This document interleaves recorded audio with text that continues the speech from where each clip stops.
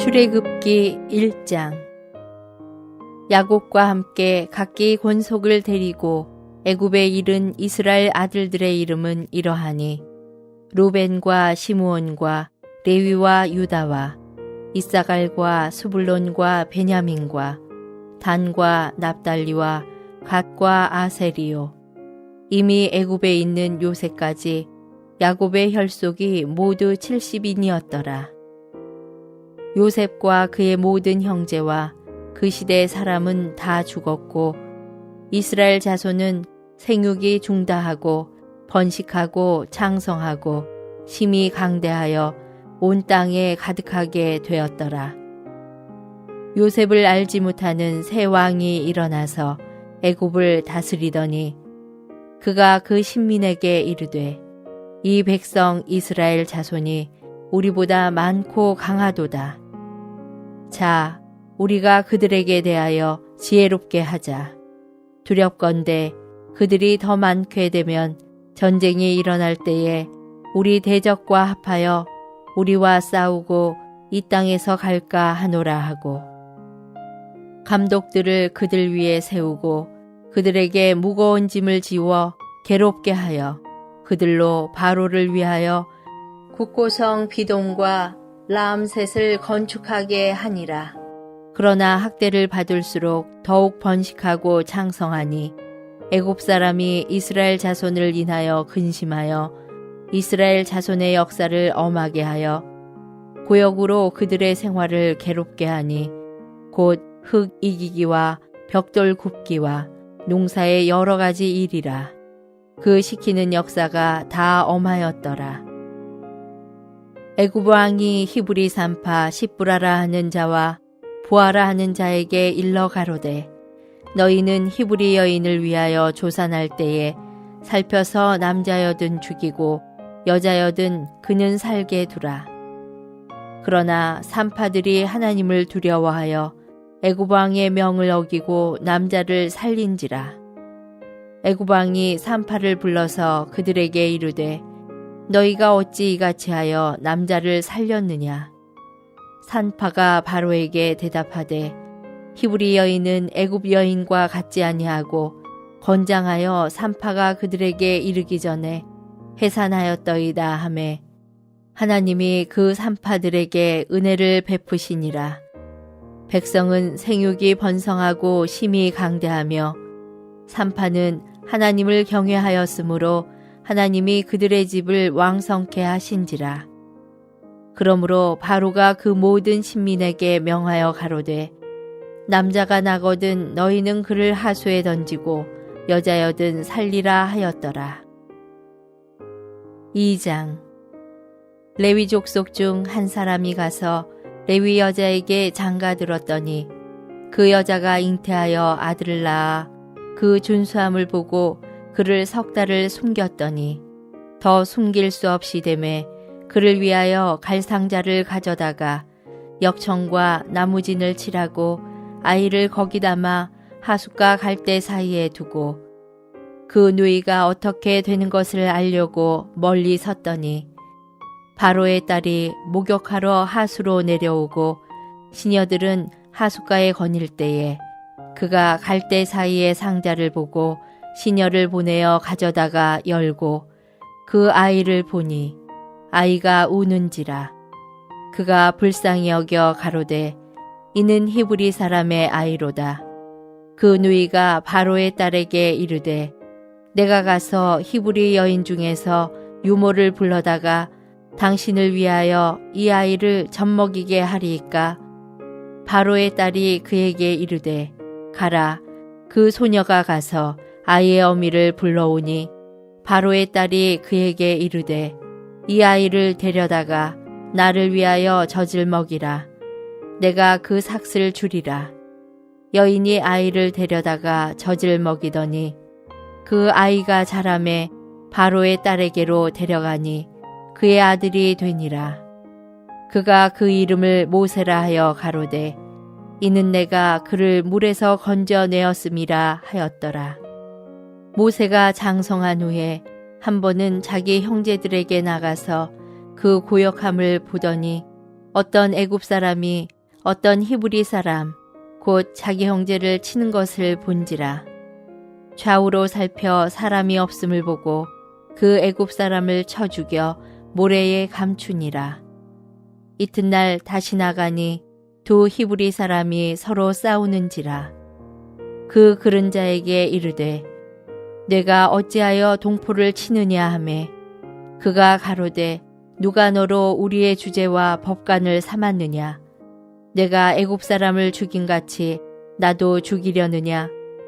모세가 두려워하여 가로되 일이 탈로 되었도다. 바로가 이 일을 듣고 모세를 죽이고자 하여 찾은지라. 모세가 바로의 낯을 피하여 미디안 땅에 머물며 하루는 우물 곁에 앉았더라.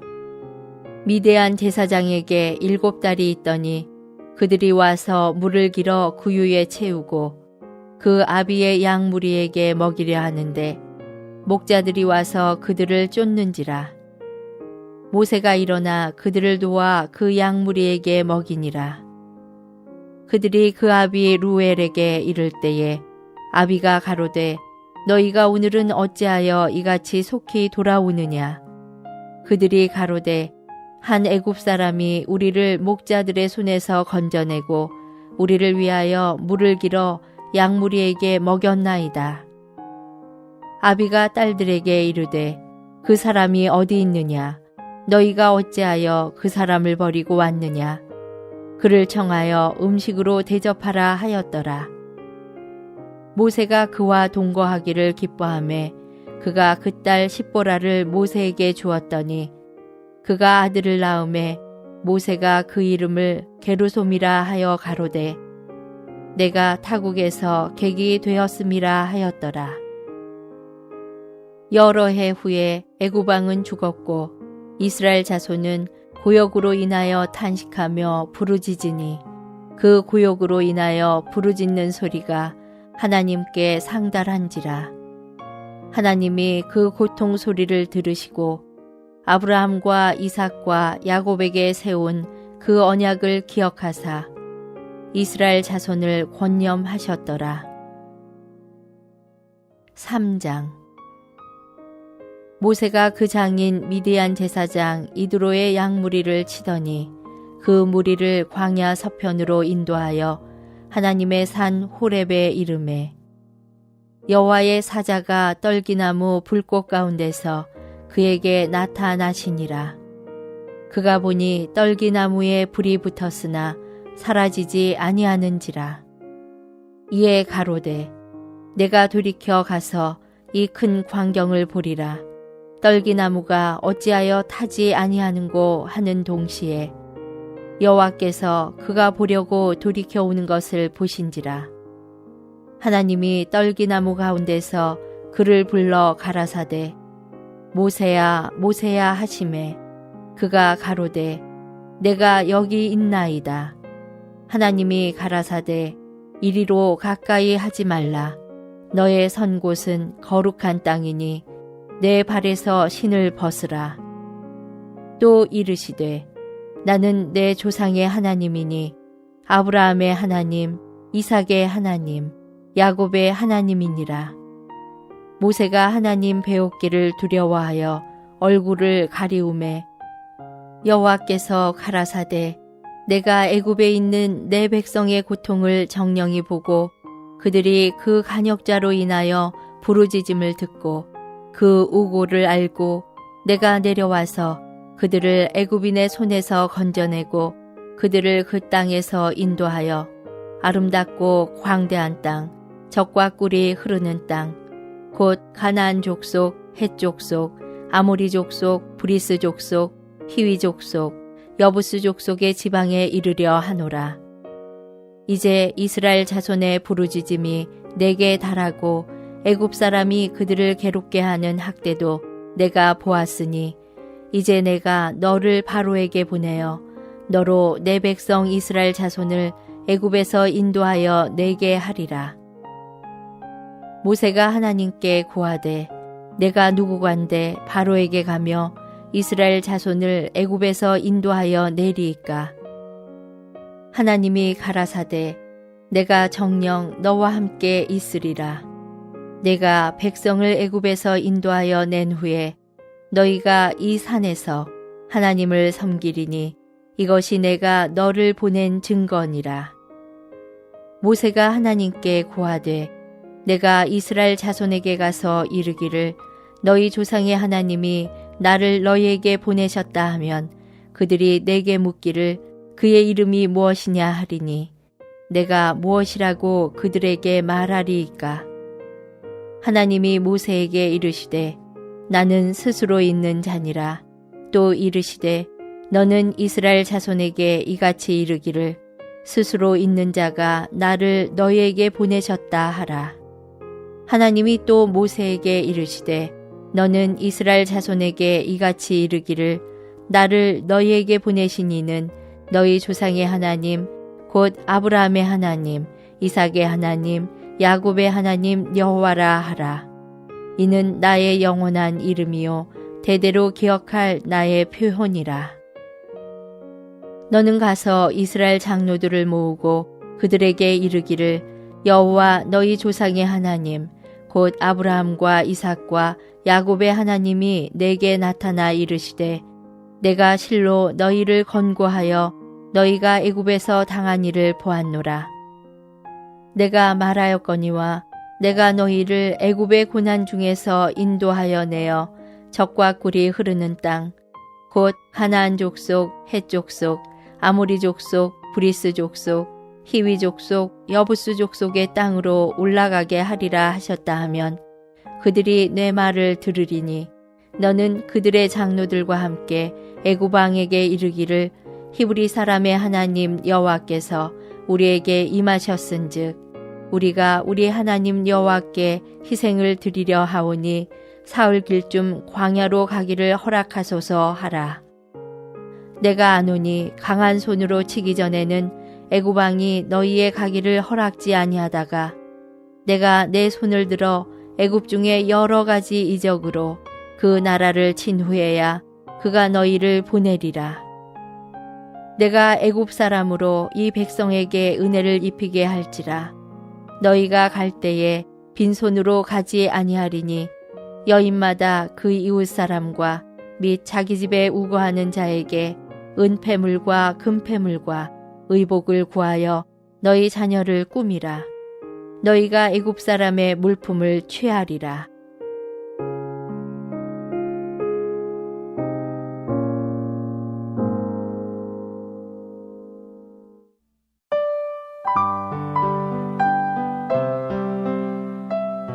마태복음 제18장. 그때에 제자들이 예수님께 나와 천국에서는 누가 가장 큽니까? 라고 하니 예수님께서 한 어린아이를 부르시어 그들 가운데 세우시고 말씀하셨다. 내가 진실로 여러분에게 말합니다. 여러분이 돌이켜 어린아이와 같이 되지 않으면 결코 천국에 들어가지 못할 것입니다. 그러므로 이 어린아이와 같이 자신을 낮추는 그가 천국에서 가장 큰 사람입니다. 누구든지 내 이름으로 이런 어린아이 하나를 영접하면 나를 영접하는 것입니다. 누구든지 나를 믿는 이 작은 이들 중 하나를 실족하게 하는 사람은 차라리 큰 연자맷돌을 목에 달고 깊은 바다에 빠지는 것이 낫습니다. 실족하게 하는 일들 때문에 세상에 화가 있습니다. 실족하게 하는 일들이 있게 마련이지만 실족하게 하는 그 사람에게는 화가 있습니다. 그대의 손이나 발이 그대를 실족하게 하거든 잘라 내어 던져 버리십시오. 팔 못 쓰는 이나 다리 저는 이로 생명 안에 들어가는 것이 두 손이나 두 발을 가지고 영원한 불 속에 던져지는 것보다 낫습니다. 그대의 눈이 그대를 실족하게 하거든 뽑아내어 던져 버리십시오. 한 눈을 가지고 생명 안에 들어가는 것이 두 눈을 가지고 개나 불 속에 던져지는 것보다 낫습니다. 이 작은 이들 중 하나라도 멸시하지 않도록 주의하십시오. 내가 여러분에게 말합니다. 하늘에 있는 그들의 천사들이 하늘에 계신 내 아버지의 얼굴을 항상 뵙고 있습니다. 사람의 아들이 온 것은 잃어버린 사람을 구원하려는 것입니다. 여러분은 어떻게 생각하십니까? 어떤 사람에게 양 100마리가 있는데 그 중에 한 마리가 길을 잃고 헤맨다면 99마리를 산에 두고 길을 잃고 헤매는 한 마리를 찾으러 가지 않겠습니까? 내가 진실로 여러분에게 말합니다. 그가 그 양을 찾게 되면 길을 잃지 않은 99마리보다 그 한 마리 때문에 더 기뻐할 것입니다. 이와 같이 이 작은 이들 중 하나라도 잃는 것은 하늘에 계신 여러분의 아버지의 뜻이 아닙니다. 더욱이 그대의 형제가 그대에게 죄를 지으면 그대는 가서 그대와 그 사람만이 있는 자리에서 그의 잘못을 깨닫게 하십시오. 그가 그대의 말을 들으면 그대는 그대의 형제를 얻은 것입니다. 그러나 그가 듣지 않으면 한두 사람을 더 데리고 가서 두세 증인의 입으로 말마다 확증하게 하십시오. 그가 그들의 말도 듣지 않거든 교회에게 말하고 교회의 말도 듣지 않거든 그를 이방인과 세리와 같이 여기십시오. 내가 진실로 여러분에게 말합니다. 여러분이 땅에서 묶는 것은 무엇이든지 하늘에서 이미 묶인 것이며 여러분이 땅에서 푸는 것은 무엇이든지 하늘에서 이미 풀린 것입니다. 다시 내가 진실로 여러분에게 말합니다. 여러분 가운데 두 사람이 땅에서 무엇을 구하든지 마음을 같이 하면 하늘에 계신 내 아버지께서 그들을 위하여 다 이루어 주실 것입니다. 왜냐하면 두세 사람이 내 이름으로 모인 곳에는 나도 그들 가운데 있기 때문입니다. 그때에 베드로가 예수님께 나와 주님, 형제가 나에게 죄를 지으면 몇 번이나 용서해 주어야 합니까? 7번까지 해야 합니까? 라고 하니 예수님께서 그에게 말씀하셨다. 7번만이 아니라 7번씩 70번까지라도 해야 합니다. 이런 까닭에 천국은 자기 노예들과 결산하려는 어떤 왕과 같습니다. 왕이 결산하기 시작할 때 왕에게 1만 달란트 빚진 한 사람을 데려왔는데 그가 갚을 것이 없으므로 주인이 명령하여 그의 아내와 자녀들과 모든 소유를 다 팔아 갚으라고 하니 그 노예가 엎드려 절하며 참아주십시오. 내가 다 갚겠습니다. 라고 하자 주인이 불쌍히 여겨 그를 놓아보내며 그 빚을 면제하여 주었습니다. 그러나 그 노예는 나가서 자기에게 100데나리온을 빚진 동료 노예 한 사람을 만나 그를 붙들고 목을 조르며 네가 빚진 것을 갚아라 라고 하니 그 동료 노예가 엎드려 애걸하며 참아주게 내가 갚겠네 라고 하였으나 들어주지 않고 오히려 가서 빚진 것을 갚을 때까지 그를 감옥에 넣어버렸습니다. 동료 노예들이 일어난 일을 보고 몹시 마음이 상하여 주인에게 가서 그 일을 자세히 다 알리니 주인이 그 노예를 불러 말하였습니다. 악한 노예야, 네가 애걸하기에 내가 그 모든 빚을 다 면제하여 주었다. 내가 너를 긍휼히 여긴 것 같이 너도 동료 노예를 긍휼히 여기는 것이 마땅하지 않으냐. 그리고 주인이 화가 나서 빚진 것을 다 갚을 때까지 그를 고문하는 사람들에게 넘겨버렸습니다. 여러분 각 사람이 여러분의 마음속에서부터 자기 형제를 용서하지 않으면 내 하늘의 아버지도 여러분에게 이와 같이 하실 것입니다.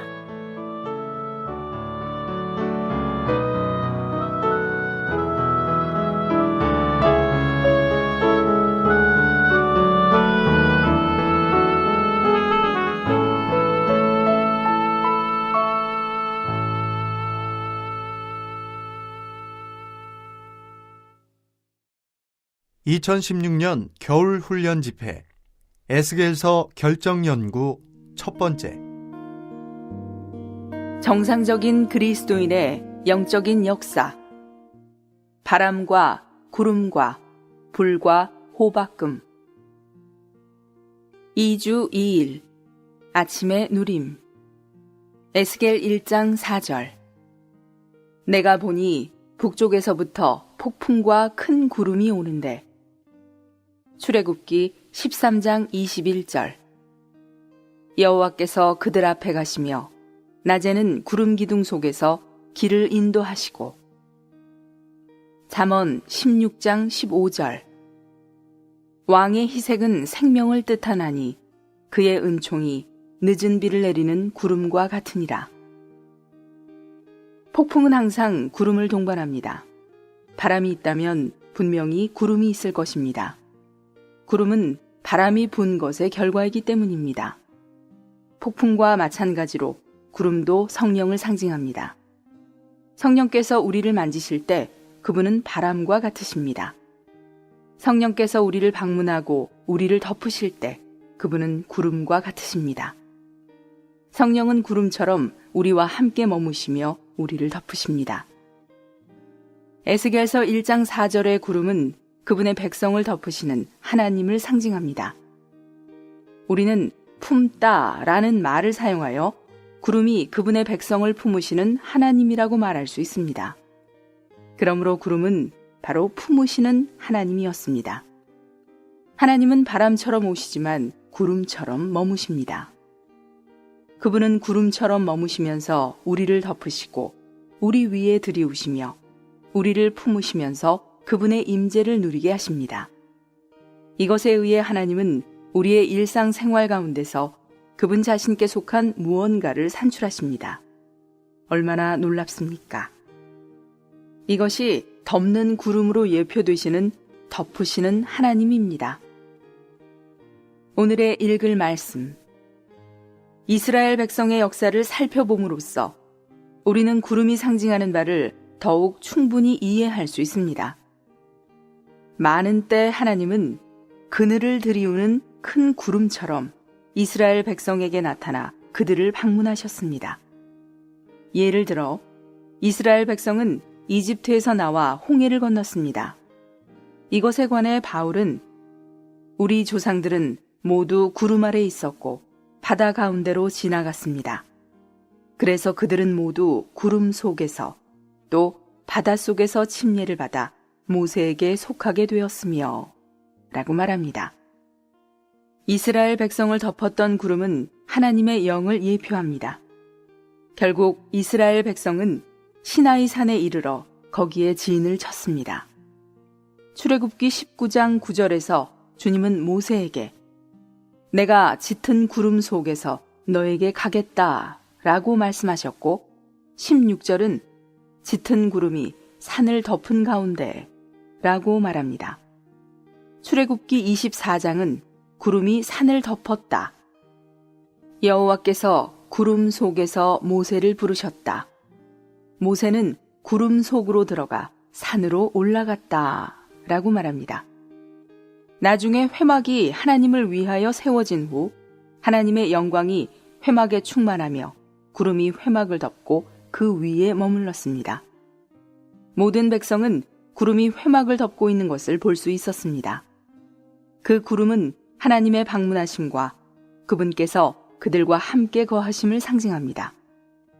구름은 또한 하나님께서 그분의 백성을 돌보시는 것과 그분의 백성에게 은총을 베푸시는 것을 상징합니다.